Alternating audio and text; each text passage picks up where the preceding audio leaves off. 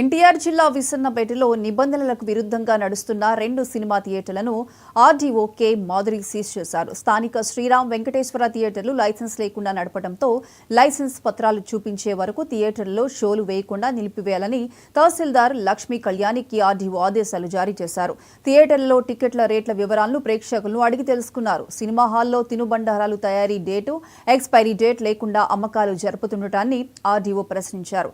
ఈ కార్యక్రమంలో ఆర్ఐ సుజాత, విఆర్ఓలు తదితరులు పాల్గొన్నారు.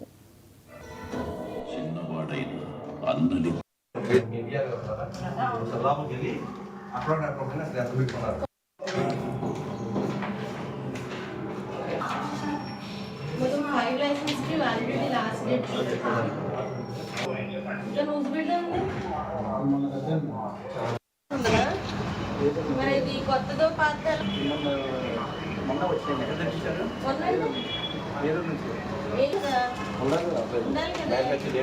ఉంటారు ఇట్లా